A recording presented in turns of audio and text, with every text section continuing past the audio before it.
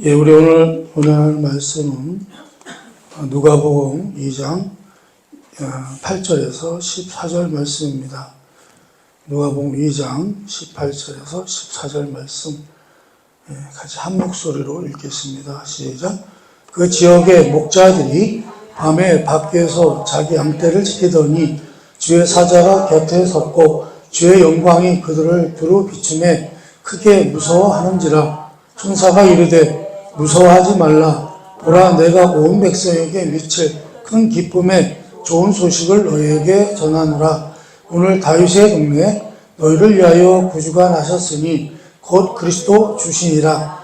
너희가 가서 강보에 쌓여 그 위에 뉘어있는 아기를 보리니 이것이 너희에게 표적이니라 하더니 후련히 수많은 천군이 그 천사들과 함께 하나님을 찬송하여 이르되 지극히 높은 곳에서는 하나님께 영광이요 땅에서는 하나님이 기뻐하신 사람들 중에 평화로다 하니라. 아멘. 예, 우리 오늘 뭐랄까요? 원래는 이제 마가복음을 지난주부터 시작을 했는데 오늘은 이제 또 성탄주일로 예배를 드리기 때문에 이제 내용은 좀 비슷한 것 같아요. 어떻게 준비하다 보니까 우리 예수님은 그 말구유에서 태어나셨죠. 요즘은 아기들이 나면 그 산부인과에서 아주 그냥 뭐랄까요, 환경이 홀텍 환경으로 아주 귀하게 아기들이 이제 탄생을 하는데 우리 예수님은 어떻게 해요? 동물의 똥냄새 나는, 말똥냄새 나는 말구유. 그러니까 말구유는 이제 말 먹이통을 말하는 거죠. 그 말 먹이통. 그 냄새 나는 곳에 우리 예수님이 탄생을 하신 거죠. 거기서 아기를 낳으신 거죠. 참, 뭐랄까요. 우리 예수님은 태어나시면서도 어떻게 오셨어요? 아주 가난하게 오셨어요. 가난하게, 비천하게 오셨다. 이렇게 말씀을 드릴 수 있고요. 그분의 탄생을 이제 축하하러 온 손님들도 있었는데, 그 손님들 중에는 뭐 동방박사도 있었습니다만, 오늘 본문에 보면, 대부분 밤에 양떼를 지키는 목자들이었어요. 양떼를 지키는 목자들. 이 양떼를 지키는 목자들은, 누구를 말하냐면, 당시에 가장 비천한 형편에 있었던 사람들을 의미합니다. 이제 그렇게 뭐랄까요, 이렇게 가난하고 천한 자리에 있는 그런 분들이 예수님의 탄생을 축하하러 왔었다라는 것입니다. 그래서 이것은요, 우리 예수님의 탄생이 인간의 비극을 근본적으로 해결해 주시기 위해서 오셨다고 하는 것을 우리에게 의미하고 있습니다. 마태복음 9장 1절에서 7절 말씀을 또 한번 보겠는데요. 이제 중풍병자를 고치신 내용인데 한번 보겠습니다. 마태복음 9장 1절에서 7절입니다. 읽어봅니다. 시작. 예수께서 배에 오르사 건너가 본 동네에 이르시니 침상에 누운 중풍병자를 데리고 사람들이 오거든 예수께서 그들의 믿음을 보시고 중풍병자에게 이르시되 작은 자야 안심하라. 내 죄사함을 받았느니라. 어떤 서기관들이 속으로 이르되 이 사람이 신성을 모독하도다. 예수께서 그 생각을 하시고 이르시되 너희가 어찌하여 마음에 악한 생각을 하느냐. 내 죄사함을 받았느니라 하는 말과 일어나서 걸어가라 하는 말 중에 어느 것이 쉽겠느냐. 그러나 인자가 세상에서 죄를 사하는 권능이 있는 줄 너희로 알게 하려 하노라 하시고 중풍병자에게 말씀하시되 일어나 내 침상을 가지고 집으로 가라 하시니 그가 일어나 집으로 돌아가거늘. 아멘. 이제 이 내용을 보면 중풍병자를 이제 고치시면서도 뭐라고 말씀하죠? 우리 예수님은 병만 고치시는 것이 아니라 모두 고치세요. 병의 원인, 즉 죄를 해결하러 오신 메시아라고 하는 것을 우리에게 설명을 하고 있는 것입니다. 이처럼 우리 예수님의 탄생은요, 우리의 인류의 비극을 해결하러 오신 분이라는 것입니다. 우리 예수님은 그냥 한마디로 그거죠. 우리 인간의 죄를 해결해 주시러 오셨다. 우리에게 문제가 되는 것이 이 죄이기 때문에 이 죄의 문제를 해결해 주러 오셨다는 것입니다. 이렇게 근본 원인을 해결하러 오셨기 때문에 그는 메시아로서 모든 자격과 능력을 가지고 계셨습니다만, 그분은 그런 능력이 있으셨음에도 불구하고, 그런 권세가 있으셨음에도 불구하고 그는 로마의 황제가 되지 않았습니다. 로마의 황제가 되지 않고 어떻게 해요? 오히려 세상 죄를 지고 가는 하나님의 어린 양으로서 십자가를 지고 돌아가셨다라는 것입니다. 그래서 우리가 고린도후서 17장을 한번 읽어보겠습니다. 고린도후서 5장 17절 한번 읽어봅니다. 시작. 그런즉 누구든지 그리스도 안에 있으면 새로운 피조물이라. 이전 것은 지나갔으니 보라 새 것이 되었도다. 아멘. 이렇게 이제 우리가 예수 그리스도를 통해서 인간의 근본 문제였던 이 죄의 문제를 해결받고 다 새 사람이 될 수 있었다고 하는 것을 말씀하고 있습니다. 자, 그런데 우리가 알아야 될 것은 우리가 이렇게 이제 새 사람이 됐어요. 새로운 피조물들이 됐는데, 이제 문제는 뭐냐면, 그렇다고 해서 세상도 새롭게 된 것이 아니라는 거예요. 세상은 새롭게 되지를 않더라는 거예요. 무슨 얘기냐면, 어느 시대나 그랬던 것처럼 이 세상을 살아나가는 동안에 인류의 역사가 평화로운 때가 없었다는 것입니다.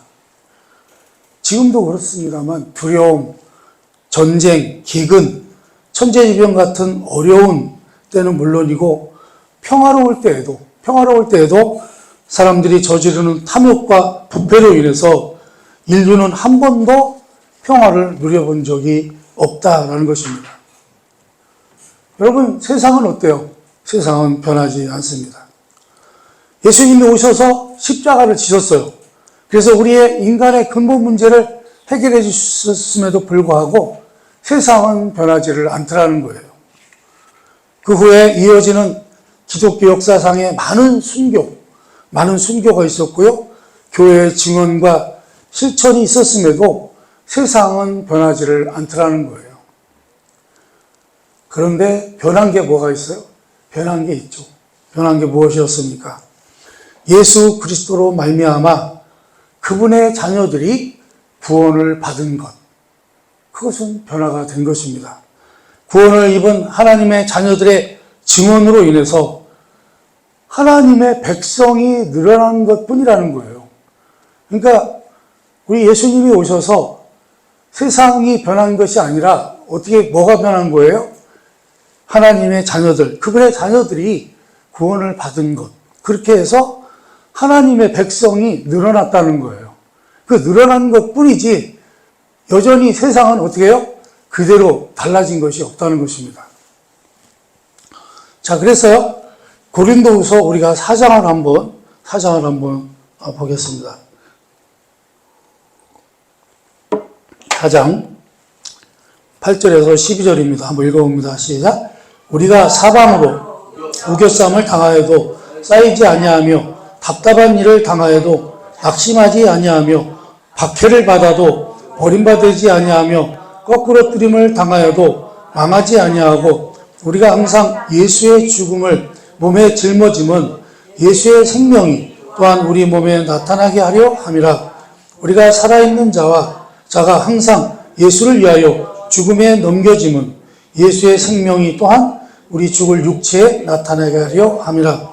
그런즉 사망은 우리 안에서 역사하고 생명은 너희 안에서 역사하느니라. 아멘. 이 표현들은 사실 우리 예수님이 이 땅에 오셔서 당한 일을 보여주고 있는 거죠. 그리고 그 뒤를 잇는 예수 그리스도로 말미암아 하나님의 자녀로 구원함을 받은 모든 성도들. 이 모든 성도들은 뭐 하는 거예요? 예수님의 그 뒤를 잇는 사람들이라는 거예요. 누가? 성도들이. 그 성도들도 우리 예수님이 이렇게 당하셨던 일들을 우리 예수님의 뒤를 잇는 성도들도 다 이런 일을 당한다는 거예요. 이러한 우겨싸움을 당하고 답답한 일을 당하고 박해를 받고 이런 일을 당한다는 거예요. 그렇다면 우리가 가지는 가치는 도대체 무엇이란 말인가? 그것은 말이죠. 우리 예수님이 오셔서 변화된 것이 하나님의 그 구원을 통해서 하나님의 백성들을 늘려나게 하나님의 그 백성을 늘린 것처럼 우리도 이제 어떻게 해야 된다는 거예요? 하나님의 백성을 늘리는 일, 하나님의 백성을 이 땅에 채우는 일, 이 일을 예수 그리스도의 십자가로 하신 것처럼 우리도요, 우리가 하는 게 아니라 어떻게 해요? 하나님께서 그의 백성인 우리를 통해서 일하신다는 거예요. 예수님의 뒤를 이어서 하나님의 백성을 늘려가는 그 일에 우리가 쓰임 받을 수 있도록 우리 하나님이 하신다는 거예요. 그래서 그것에 우리가 가치가 있다는 것입니다. 이것이 우리 믿는 사람들의 존재와 인생의 가치요, 의미요, 우리가 가진 신앙의 참다운 힘이라는 것입니다.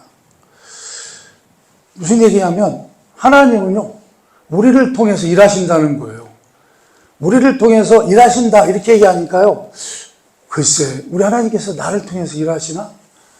내가 사는 걸 보면 어때요? 내가 사는 걸 보면 하나님께서 일하시는 것 같지 않단 말이에요. 왜요? 내가 뭐 신앙생활도 제대로도 못하고 그러는데 글쎄 하나님이 나를 위해서 일하실까? 이제 그런 생각을 하게 되는데 한번 우리가 창세기 12장 1절에서 3절 말씀을 한번 보겠습니다. 1절에서 3절은 보는데 읽어봅니다. 시작. 여호와께서 아브라함에게 이르시되 너는 너의 고향과 친척과 아버지의 집을 떠나 내가 내게 보여준 땅으로 가라. 내가 너로 큰 민족을 이루고 내게 복을 주어 내 이름을 창대하게 하리니 너는 복이 될지라. 너를 축복하는 자에게는 내가 복을 내리고 너를 저주하는 자에게는 내가 저주하리니 땅의 모든 족속이 너로 말미암아 복을 얻을 것이라 하신지라. 아멘. 여러분, 우리 하나님께서 아브라함을 부르셨습니다. 그렇죠? 그래서 우리가 하나님께서 아브라함을 부르신 것을 보면, 그래서 우리가 아브라함이 살아갔던 그런 생애를 우리가 살펴보면, 그는요, 어떻게 해요? 처음부터 완성된 신자로 살아가는 게 아니었다는 거예요. 아브라함도 어떻습니까? 처음에는 어떤 사람이었어요? 신앙이 없었죠. 믿음이 없었어요. 믿음이 없는 사람이었습니다. 뭐라 할까요? 이 아브라함이 살아가는 것을 보면 세상을 살아나가는 모든 현실적인 어려움에 직면한 그런 생활인, 우리가 의뢰와 같은 생활인으로 생애 대부분을 보내는 것을 보게 됩니다.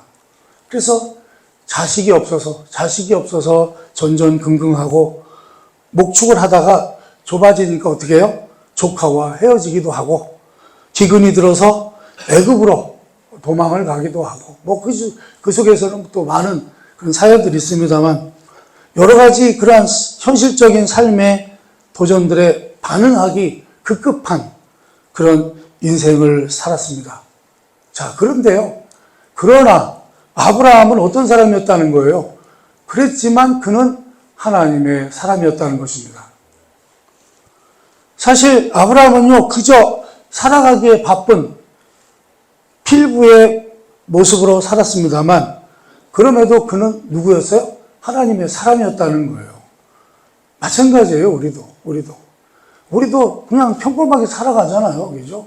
평범하게 살아가는데 하나님의 구원을 받은 우리 모든 성도들은요, 이렇게 그 살아가는 과정 자체 똑같은 세상 사람들과 똑같이 살아가지만 그러나 우리는 누구예요? 하나님의 사람이라는 것입니다. 그래서요, 아브라함은 그의 삶이 힘들고 어떤 위기나 어떤 유혹을 만난다고 할지라도 그의 가장 큰 책임은 무엇이냐면 더 많이, 더 오래, 더 여러 사람을 만나야 하는 것이 그의 임무였다라는 것입니다. 우리도 마찬가지예요. 우리 성도들이 그 인생을 살면서 이 사람, 저 사람, 많은 사람들을 만나고 그렇게 살아가는 것이 어떻게 해요? 우리의 임무였다는 거예요. 그게 무슨 별것도 아닌데 왜 그게 우리의 임무였을까라는 거죠. 왜냐하면요, 그가 있음으로써, 아브라함이 있음으로써 그를 만나야 사람들이 복을 받던 저주를 받던 선택의 기회를 가지게 되기 때문입니다. 무슨 얘기예요? 우리도 하나님의 자녀가 됐잖아요. 그래서 우리를 통해서 이제는 아브라함을 통해서 복을 받는다고 하신 것처럼 여러분 모든 성도들을 통해서 복을 받게 되는 것을 기억하시기 바랍니다. 그 복은 이제 구원을 받는 것을 의미합니다만은 여러분 그래서요 이게 무슨 의미가 있냐면 바로 우리 모두가 다 누구라는 거예요? 아브라함이라는 거예요. 우리 모두가. 사실 우리 신앙생활을 우리 스스로 점검해봐도 우리는 어떻게 해요? 대부분 만족스럽지 않아요. 우리 신앙생활 하는 거 보면 사실은 우리 자신들도 사실 마음에 안 들죠.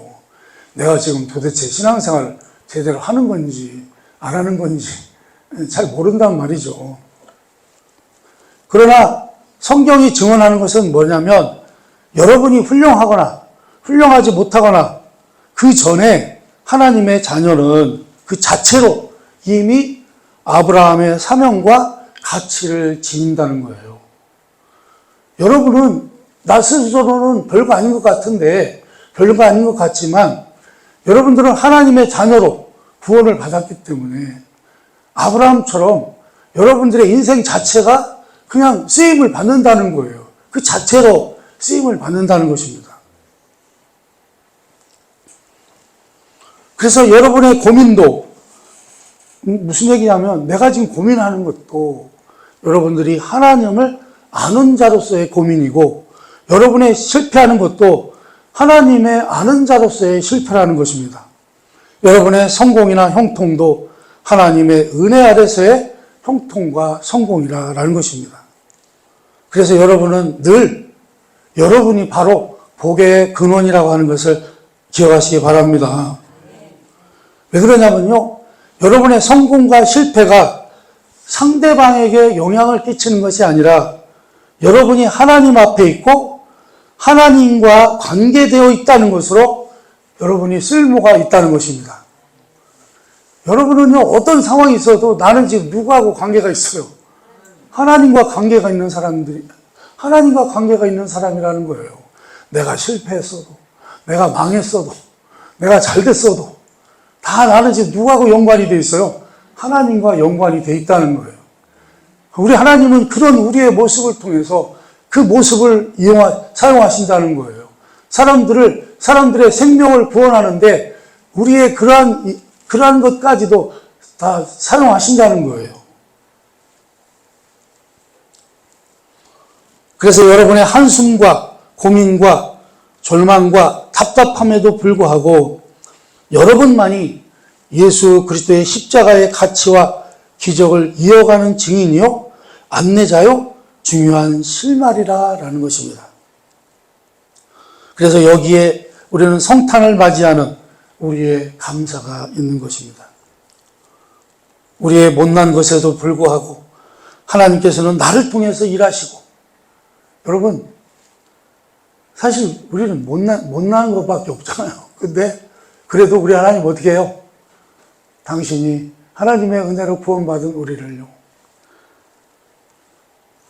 그렇게 했음에도 못났는데도 불구하고 하나님께서는 나를 통해 일하시고 발언하시고 증언하시고 한 생명을 일깨우시는 존재로 내가 서 있게 하신다는 거예요. 나를 축복하는 자가 복을 받고 나를 저주하는 자가 저주를 받는, 여러분, 그런 사람이라는 거예요, 우리가. 예?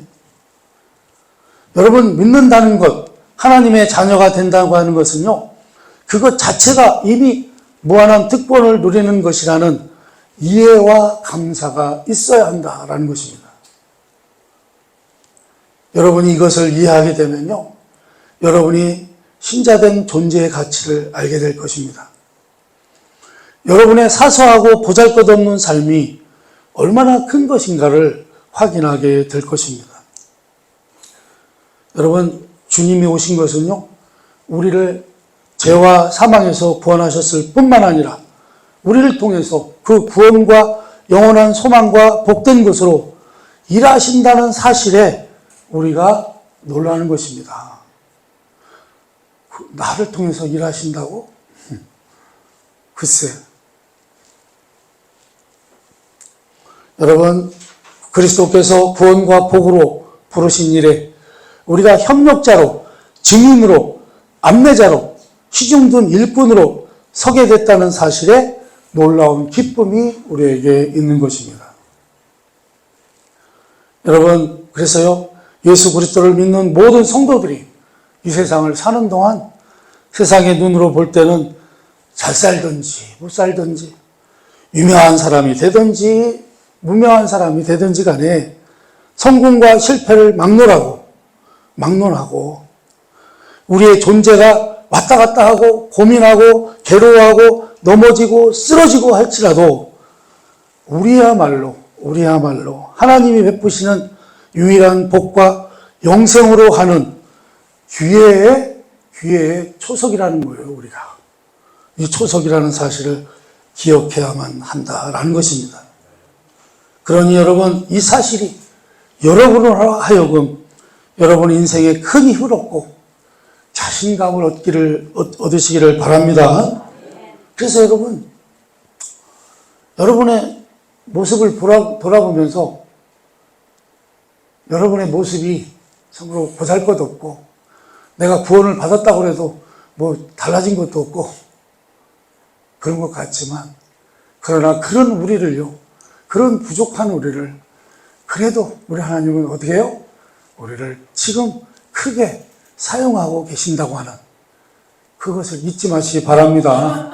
여러분 서 있는 그 모습을 그대로 한 생명 한 생명을 구원하기 위해서 여러분을 통해서요, 여러분의 그런 일상생활을 통해서 여러분이 쓰임받고 있다고 하는 것을 아시라 그런 말씀입니다. 나는 그렇게 쓰임받고 있는 것 같지 않지만 그렇게 쓰임을 받고 있다는 거예요. 우리의 사는 인생 자체가 그렇다는 것입니다. 그러니